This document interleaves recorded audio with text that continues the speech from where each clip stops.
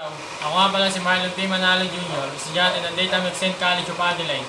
Ngayong araw, tuturuan ko kayong gumawa ng network cable gamit ang stripper, crimping tool, RJ45, at UPT cable. Una sa lahat, gagawa tayo ng straight line gamit ang UPT cable. Banatin muna natin yung UPT cable, tapos balatan gamit ang stripper.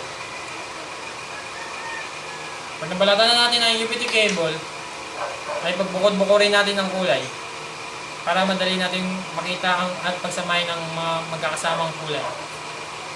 Unang kulay ay white green, green, white blue, orange, white orange, blue, white brown, at brown.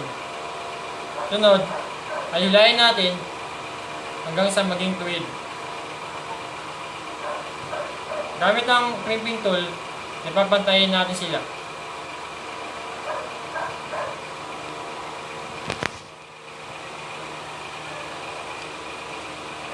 Ayan.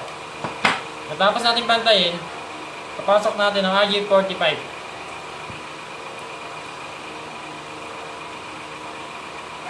Ipasok natin ang RJ45, siguraduhin may sobrang balat sa loob ng RJ45 para mas mahigpit at maganda ang pagkakalak at di matanggal ang wire sa loob. Gamit ang crimping tool ay ilalak na natin ng mariin na mariin hanggang sa tumunog. Yan. Ang kabilang dulo, gagawa rin tayo ng straight line.